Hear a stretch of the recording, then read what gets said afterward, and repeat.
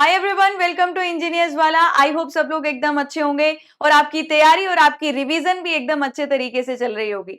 जैसा आप लोग जानते ही हैं कि यार एसएससी जेई का एग्जाम जो है अब हमारे कुछ ही दिन बाकी हैं। 25 डेज हमारे एसएससी जेई के लिए रिमेनिंग है। तो इन 25 दिनों में आपको किन चीजों पर ध्यान देना है, कौन सी गलतियां नहीं करनी है, कैसे अपने टाइम को मैक्सिमम यूटिलाइज करना है, आज के सेशन में हम शॉर्ट में इस बारे में बात करने वाले हैं कि आप सबसे ज्यादा अच्छे तरीके से इफेक्टिवली यूटिलाइज करो अपने लास्ट के 25 डेज को। तो चलिए आइए बात करते हैं। सबसे पहले तो बात आ जाती है कि इन लास्ट के 25 डेज में जिन स्टूडेंट्स ने लास्ट के 25 डेज की अगर हम बात करें, वो स्टूडेंट्स जिन्होंने अभी तक प्रीवियस ईयर क्वेश्चंस प्रैक्टिस नहीं किए हैं, यानी कि लेट तैयारी शुरू की थी और अब आप लोगों को प्रीवियस ईयर क्वेश्चंस अभी तक टाइम नहीं मिला था सॉल्व करने का और आप सिर्फ क्रैश कोर्स या इस तरीके से पढ़ाई कर रहे थे। तो सबसे पहले लास्ट के जो 25 दिन है, इन 25 दिन में आप जो 5 दिन लास्ट के हैं उनको तो कंसीडर ना कीजिए और जो ये 20 डेज हैं सिर्फ इन 20 दिन को कंसीडर करके हम बात करेंगे। इन 20 दिन को आप डिवाइड कर सकते हो अपने 10-10 दिनों में और इन 10-10 डेज में आपको क्या करना है। तो पहले 10 दिन कंसीडर कर लेते हैं। जिसने अभी तक पीवाईक्यूज नहीं प्रैक्टिस किए हैं, एटलीस्ट आपको सबसे पहले पिछले 10 सालों के एटलीस्ट आपको पिछले 10 सालों के प्रीवियस ईयर क्वेश्चंस प्रैक्टिस करने हैं। अब कैसे हम क्वेश्चन प्रैक्टिस करें पिछले 10 सालों के इन 20 दिनों में? आपको क्या करना है, सबसे इफेक्टिव तरीका क्या है, आप अपने 3 टेक्निकल सब्जेक्ट उठा लीजिए। कोई भी 3 टेक्निकल सब्जेक्ट, कोई 2 थ्योरेटिकल और एक न्यूमेरिकल बेस्ड सब्जेक्ट उठा लीजिए। 3 थ्योरेटिकल मतलब 3 टेक्निकल सब्जेक्ट्स आपने उठाए। इन टेक्निकल सब्जेक्ट्स के आप टारगेट डिसाइड कर लीजिए कि एक दिन में आप 4 चैप्टर्स के क्वेश्चन प्रैक्टिस करोगे। तो 4 चैप्टर आपके 3 अलग अलग सब्जेक्ट्स के एक दिन में कवर होने चाहिए। सिर्फ आपको पिछले 10 साल के प्रीवियस ईयर क्वेश्चंस प्रैक्टिस करने हैं। अगर आप मल्टीपल सब्जेक्ट्स को एक साथ लेकर तैयारी करते हो तो इसमें बेस्ट क्या देखने को मिलता है कि यार मैं एक ही दिन में अलग अलग कॉन्सेप्ट्स को रिवाइज कर रहा हूं। तो आपको एग्जाम में भी इस चीज को बिल्ड करना होता है कि आपके पास डिफरेंट क्वेश्चंस डिफरेंट सब्जेक्ट के अलग अलग कॉन्सेप्ट्स के एक साथ देखने को मिलते हैं। तो आपको ये चीज से डील करना आना चाहिए। तो इसीलिए आप एक दिन में अगर 3 टेक्निकल सब्जेक्ट उठाते हो, उसके अलग अलग चैप्टर्स के पीवाईक्यूज करते हो, तो ये चीज आप लोगों में एकदम अच्छे तरीके से बिल्ड हो जाएगी, जो अलग क्वेश्चंस के साथ डील करने की स्ट्रेटेजी है। इसके बाद अगर मैं बात करती हूँ रीजनिंग की, आपको पता है रीजनिंग एक ऐसी चीज है जो आप लोगों को एसएससी जेईई में सिलेक्शन दिलवाता है। तो आपको डेली 1 या 1.5 आवर तो फिक्स कर लेना है। जिसने रीजनिंग अच्छे से नहीं पढ़ा है तो आपको डेली का 1.5 घंटा तो ऐसा रखना है जिसमें आपको रीजनिंग ही प्रैक्टिस करनी है। अब रीजनिंग के अगर आपने पीवाईक्यूज नहीं किए तो पहले तो आप पीवाईक्यूज सॉल्व कीजिए, और नहीं तो आप एक काम कर सकते हो। जो मान लीजिए 2023 का एसएससी जेईई का पेपर हुआ था, अलग अलग शिफ्ट में हुआ था, तो रीजनिंग तो सारी शिफ्ट में आई थी, सारी ब्रांचेस में आई थी। रीजनिंग को प्रैक्टिस करने का बेस्ट तरीका है हर एक ब्रांच का जो रीजनिंग के आपके 50 क्वेश्चंस आपको वहां पर देखने को मिले, उन्हीं 50 क्वेश्चन को निकालो।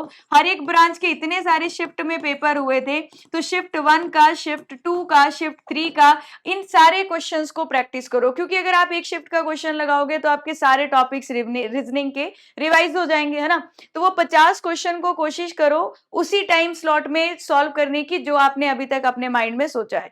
तो आप रीजनिंग को 50 मिनट्स देंगे अगर एग्जाम में, 50 मिनट्स में कोशिश करनी है कि आपके 40 से ऊपर, मतलब कोशिश तो ये रहनी चाहिए कि 45 तक आप स्कोर कर पाओ, पर 40 अबव आपका स्कोर होना चाहिए। तो आप क्या करिएगा, रीजनिंग को रिवाइज करने के लिए आप ये अलग अलग जो आपके शिफ्ट में क्वेश्चंस आ रखे थे, डिफरेंट अलग अलग ब्रांच वाइज भी, तो आप उन पेपर को डाउनलोड करके और उनके क्वेश्चंस प्रैक्टिस करो। इससे आपको अलग अलग सारे टॉपिक्स जो हैं एक साथ रिवीजन आपकी हो जाएगी। तो एक दिन में आपको 3 टेक्निकल सब्जेक्ट के पीवाईक्यूज लगाने हैं और इसके साथ साथ आपको रीजनिंग सॉल्व करनी है इस तरीके से जैसे बताया। तो इससे आपका एक इफेक्टिव तरीके से रिवीजन भी हो जाएगा। अब जब आप ये चीज रिवाइज कर रहे हो, पीवाईक्यूज लगा रहे हो, जब पीवाईक्यूज लगाओगे तो आपको यहाँ पर मिलेंगे कुछ की पॉइंट्स। जो की पॉइंट्स मतलब कि कौन से क्वेश्चंस आपसे सॉल्व नहीं हुए, कौन से डाटा आपको याद नहीं था, कौन से क्वेश्चंस में दिक्कत आ रही है, कौन सी थ्योरी में दिक्कत आ रही है। जहां पर भी दिक्कत आ रही है उनको नोट करो और उनको साथ साथ में थ्योरी में रिवाइज करते जाओ। जहां पर भी आपके नोट्स लिखे लिखे हुए हैं आपने वहां से रिवाइज करते जाओ, ठीक है। और अपने शॉर्ट नोट्स अगर आपने बनाए हैं तो आप उससे भी रिवीजन कर सकते हो। अदरवाइज जो भी नया पॉइंट मिल रहा है, जो नई चीजें सीख रहे हो, कोई नई ट्रिक मिल रही है किसी क्वेश्चन को लिखने की, क्वेश्चन को सॉल्व करने की, तो उस ट्रिक को आप यहाँ पर नोट डाउन करते जाओ। इस की पॉइंट्स में आप कुछ इंपॉर्टेंट क्वेश्चंस भी नोट कर सकते हो जो आपको लगता है कि एग्जाम में जाने से पहले मुझे इन क्वेश्चंस को एक बार देख लेना चाहिए। तो आपको इन 20 दिन में पीवाईक्यूज लगाने, जिसने पीवाईक्यू प्रैक्टिस नहीं की है, और अलग अलग शिफ्ट के क्वेश्चन अगर आप लगाते हो एक साथ, इससे आपको मल्टीपल सब्जेक्ट्स के साथ डील करना आ जाता है। और जिन लोगों ने पीवाईक्यूज ऑलरेडी प्रैक्टिस कर लिए हैं, अगर हम उन स्टूडेंट्स की बात करें तो आपके लिए लास्ट के इन दिनों में सबसे जरूरी है मॉक टेस्ट देना।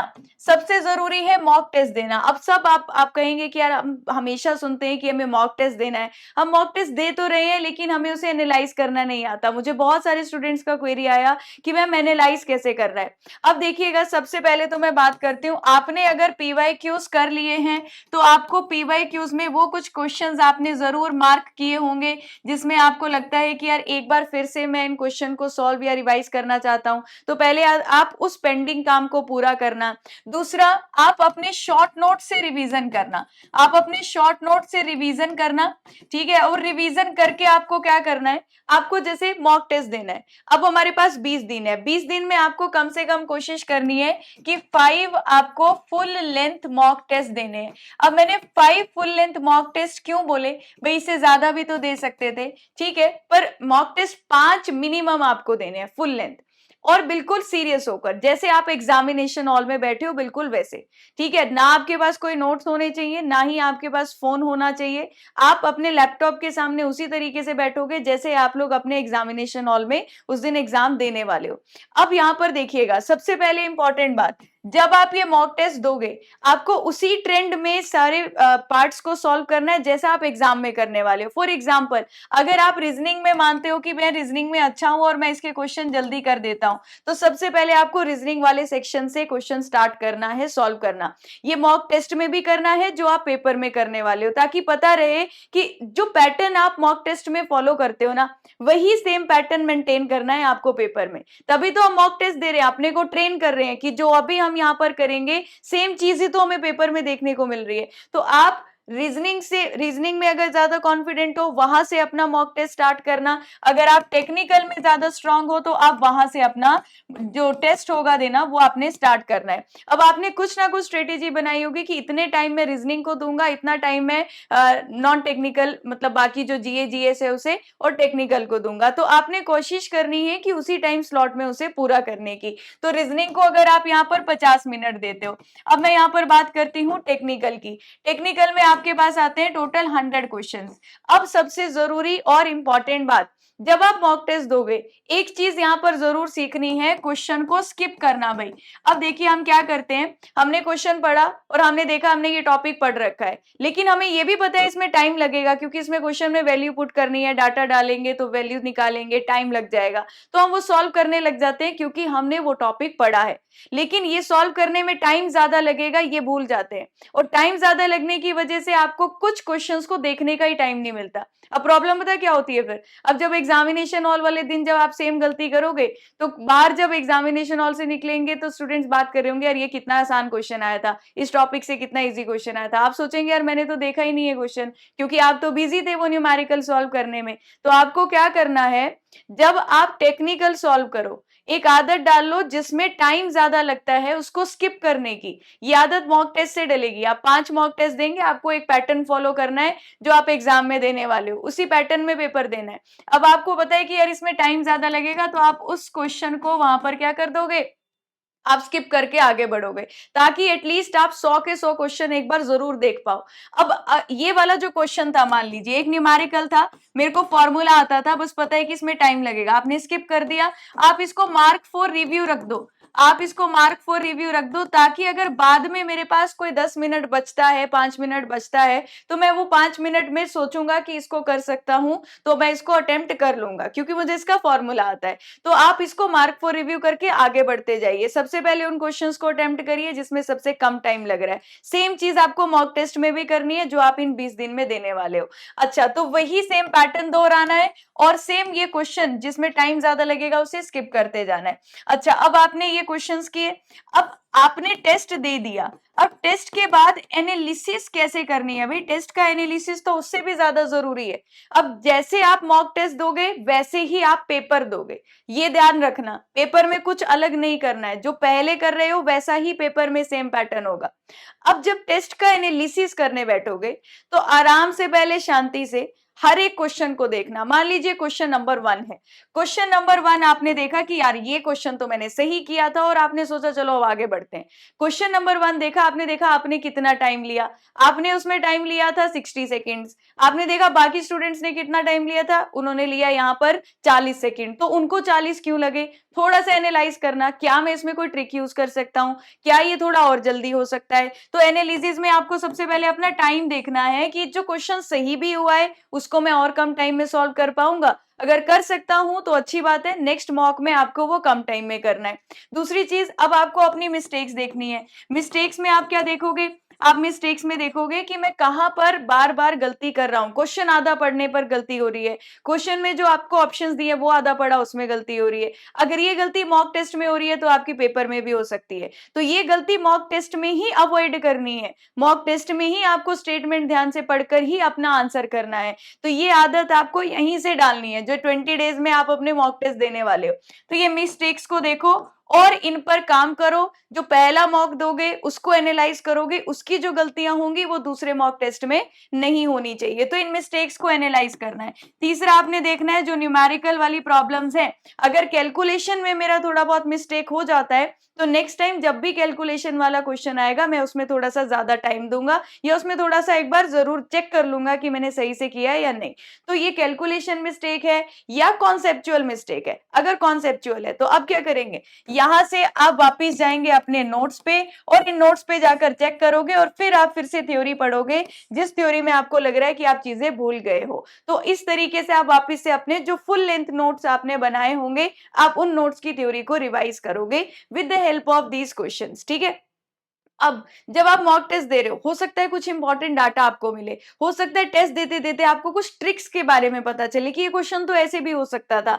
अब जो आपको यहाँ पर ट्रिक्स सीखने को मिल रही है, जो आपको कुछ इंपॉर्टेंट क्वेश्चंस मिल रहे हैं, जो आपको कुछ इंपॉर्टेंट यहाँ पर कुछ ऐसे कॉन्सेप्ट्स मिल रहे हैं कि कंफ्यूज कर सकते हैं पर पेपर में आएंगे, पर आप आ सकते हैं मतलब पेपर में, आप उनको नोट करते जाइए एक छोटी सी नोटबुक में, एक छोटी सी नोटबुक में नोट करते जाइए। और यही नोटबुक जब पेपर से 5 दिन पहले आपको रिवीजन करनी होगी तो आपकी ये काम आएगी क्या देखने में कि यार ये इंपॉर्टेंट ट्रिक्स थी, ये इंपॉर्टेंट क्वेश्चंस थे, ये कुछ कॉन्सेप्ट्स थे जहां मैं गलतियां कर रहा था, ये कुछ मिस्टेक्स है, जो मिस्टेक्स हो रही है वो इस नोटबुक में लिखो और ये मिस्टेक्स मुझे नहीं करनी है। ये सब आप एग्जामिनेशन हॉल में जाने से पहले एक बार देखोगे। तो इन 20 दिन में आपको 5 मॉक टेस्ट देने हैं। जो पहला मॉक टेस्ट होगा उसको एनालाइज करने के लिए आराम से कुछ टाइम लगाइएगा, एनालिसिस बहुत जरूरी है ताकि नेक्स्ट मॉक टेस्ट में ये गलती ना हो। मिनिमम आपको फुल लेंथ मॉक टेस्ट 5 देने हैं, इससे ज्यादा दे सकते हो तो बहुत अच्छी बात है, लेकिन मॉक टेस्ट ज्यादा देने के चक्कर में उसकी एनालिसिस नहीं करी तो कोई फायदा नहीं होगा मॉक टेस्ट देने का। अब अपने को वैसे ही ट्रेन करना कि अगर मैं मॉक टेस्ट में पहले रीजनिंग दे रहा हूं, उसके बाद मैं टेक्निकल के क्वेश्चन अटेम्प्ट कर रहा हूं, उसके बाद जीएस वाला पोर्शन है, तो इसी फ्लो में आपको अपना पेपर भी अटेम्प्ट करना है। तो सीरियस होकर आपको इन 20 डेज में ये मॉक टेस्ट देने हैं। इन 20 दिन में एक और पॉइंट, आपको कोई भी नया सब्जेक्ट डिटेल में पढ़ना शुरू नहीं करना है। मान लीजिए कोई सब्जेक्ट आपने बिल्कुल जीरो पे पढ़ा हुआ है, मान लीजिए अभी हम मान लेते हैं रेलवे इंजीनियरिंग है, तो रेलवे इंजीनियरिंग आपको पता है कि उससे 2 से 3 या 3 से 4 क्वेश्चंस भी आ सकते हैं पर आपने पढ़ा नहीं है, तो अब आप क्या करोगे, आप उसको देखो इंजीनियर्स वाला पे क्रैश कोर्स में आपको चीजें इंपॉर्टेंट सारी रिवाइज करवाई जा रही है, तो आप क्रैश कोर्स से उसका थोड़ा थ्योरी पढ़ लो और आप पीवाईक्यू देखेंगे तो आपको पता चल जाएगा कि किस चैप्टर से पीवाईक्यू ज्यादा आए हैं, उस चैप्टर के थोड़े से पीवाईक्यूज जो लेटेस्ट पिछले 5 साल के हैं उस पर एक बार नजर मार लोगे कि अगर कोई बेसिक क्वेश्चन आया तो आप अटेम्प्ट कर पाओ। तो इससे ये होगा कि आपने कोई सब्जेक्ट पूरा छोड़ा भी नहीं, उसमें आपके जो छोटे बेसिक कॉन्सेप्ट्स वाले क्वेश्चंस है वो अगर आ जाते एग्जाम में तो वो कवर भी हो जाएंगे। तो यानी कि आपने बहुत ज्यादा टाइम भी नहीं दिया सब्जेक्ट को, लेकिन आप जीरो पर भी नहीं हो उस सब्जेक्ट में, तो आपको ये चीज थोड़ी सी यहाँ पर मेंटेन करनी है, ठीक है। तो अब इन लास्ट 20 डेज में, और दूसरी बात, आपने इतनी ज्यादा मेहनत कर ली है, अब आपको स्ट्रेस नहीं लेना है। स्ट्रेस सभी को आएगा, जितने स्टूडेंट्स अभी प्रिपेयर कर रहे हैं, चाहे वो 1 साल से चाहे 6 महीने से, सबको टेंशन होती है कि यार उस दिन पेपर है कैसा होगा, अभी मेरे मार्क्स कम आ रहे हैं, मॉक टेस्ट में कम नंबर आ रहे हैं। पहली बात तो ये जो मॉक टेस्ट में कम नंबर आ रहे हैं, मॉक टेस्ट के नंबर डिसाइड नहीं करते आपकी सिलेक्शन। ये डिसाइड नहीं करेंगे कि आपकी कितनी रैंक आएगी, आपकी कितनी सिलेक्शन आएगी। मॉक टेस्ट का मेन पर्पस ही ये है कि अपनी इंप्रूवमेंट करना, तो उसको उसी तरीके से देखना है। इसके मार्क्स आपका रिजल्ट नहीं है, ये आपको बार-बार हम लोग समझाते हैं, इस बात को आपको दिमाग में रखना है। आपने इतनी ज़्यादा पढ़ाई कर ली है, इतनी ज़्यादा रिवीजन, इतने ज़्यादा क्वेश्चन प्रैक्टिस, तो आपको कॉन्फिडेंस रखना है अपने ऊपर कि मैंने जो पढ़ा है, बिल्कुल सही पढ़ा है और उसी कॉन्फिडेंस के साथ आपको पेपर देने जाना है। और लास्ट के इन 20 डेज़ में कम से कम अपने फ़ोन को कम से कम यूज़ करना है। ये जो फालतू की ऐप्स हैं इनको हटा दीजिए और ज़्यादा से ज़्यादा टाइम अपना सिर्फ़ पढ़ाई को दो। हेल्दी खाओ ताकि आप बीमार ना हो। अगर आप बीमार हुए, हेल्थ इश्यू आएगा तो आपकी पढ़ाई अफ़ेक्टेड होगी। तो लास्ट के 20 दिन में थोड़ा-सा इस बात का भी ध्यान रखिएगा, थोड़ा बाहर ना घूमने जाओ, मौसम भी खराब हो रहा है। मतलब चीज़ें थोड़ी-सी हेल्थ वाइज़ भी खराब ना हो। कई बार स्टूडेंट्स 1-1 साल तैयारी करते हैं और लास्ट में इस वजह से पेपर भी नहीं दे पाते। तो ये बात भी नहीं होनी चाहिए। तो लास्ट के इन 20 दिन में पढ़ाई भी अच्छी करनी है, हेल्दी खाना है, अपना ध्यान भी रखना है और रिवीजन भी करनी है। और जो बाकी के फ़ोन में ऐप पर ज़्यादा टाइम लगा दिया, किसी दोस्त से बातें करने में टाइम लगा दिया, कहीं बाहर घूमने चला गया था, ये सारी बिल्कुल अवॉइड करनी है, सारी डिस्ट्रैक्शंस को अवॉइड कर दीजिए। एकदम सीरियस होकर अपना 100% दो कि पेपर में बैठ के ये फ़ील ना हो कि काश मैंने ये ना किया होता, काश मैंने उस टाइम वेस्ट ना किया होता। तो लास्ट के 20 डेज़ में अपने में कॉन्फिडेंस जगाने का एक ही तरीका है कि आप अपना 100% देकर जा रहे हो। आपको ये रिग्रेट ना हो कि यार मैंने कम किया था, इस वजह से मेरे मार्क्स नहीं आए या इस वजह से मेरा सिलेक्शन नहीं हुआ। तो श्योरली आपका सिलेक्शन होगा। इस तरीके से थोड़ा-सा रिवीजन कीजिए। जिसने पीवाईक्यूज़ नहीं किए हैं, वो पहले पीवाईक्यूज़ कीजिए और वहां से अपने थ्योरी पर रिवीजन पर जाइए। जिसके पीवाईक्यूज़ हो गए, वो मॉक टेस्ट दीजिए, मॉक टेस्ट से आप एनालिसिस पर जाइए और जो मॉक टेस्ट में नया पॉइंट मिल रहा है, उसको एक अलग से नोटबुक में नोट डाउन करते जाइए। अगर आपको और भी कोई डाउट है, अगर आपको और भी कोई टेंशन होती है या कोई और आपको डिस्कशन करना है, तो ज़रूर मुझे कमेंट सेक्शन में बताना। आज के सेशन को मैं यहीं पर एंड करती हूँ। अच्छे से आप लोग अपनी तैयारी करिए। All the very best for your exam preparation.